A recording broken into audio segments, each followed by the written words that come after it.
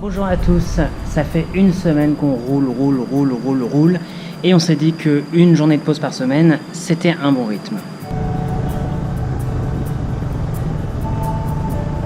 Je profite de cette journée pour faire un peu de mécanique sur les deux motos, pour les entretenir, pour vérifier si tout va bien.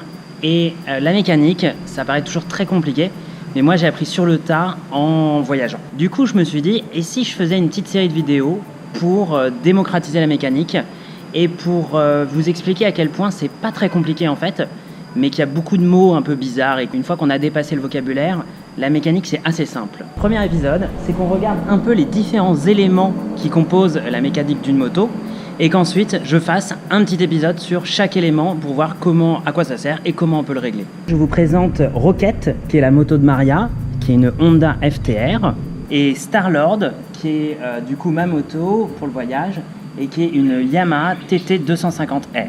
Pour commencer, on a là un filtre à air qui va absorber l'air. Ensuite, on a là un carburateur. Le carburateur, il va prendre de l'essence du réservoir, de l'air du filtre à air, et il va mélanger l'essence et l'air. Ensuite, ça va arriver dans le piston. Le piston, c'est là où il va y avoir l'explosion.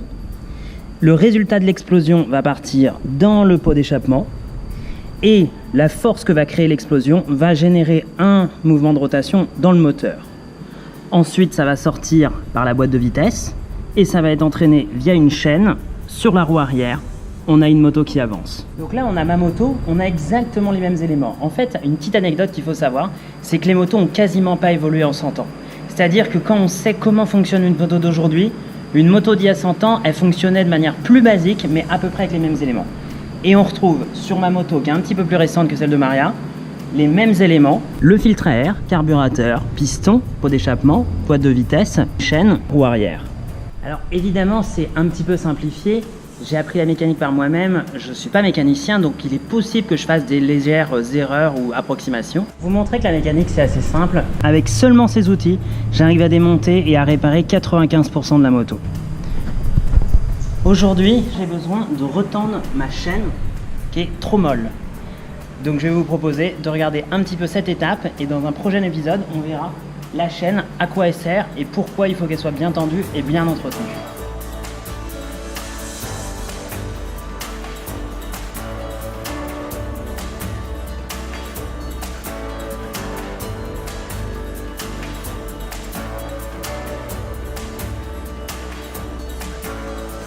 Je viens de finir de retendre ma chaîne, de la lubrifier, de durcir mon amortisseur. Comme vous pouvez le voir, je suis sale. Effectivement, la mécanique, c'est facile, mais il faut savoir mettre les mains dans le cambouis. N'hésitez pas à me dire si vous avez des sujets qui vous intéressent, par exemple en voyage, choisir une moto, carburation ou injection, quels sont les avantages et les inconvénients. Si vous avez des questions, n'hésitez vraiment pas. J'espère que ce mini-épisode vous aura plu et la semaine prochaine, j'essaie de vous en faire un autre sur une des parties particulières de la mécanique. À très vite.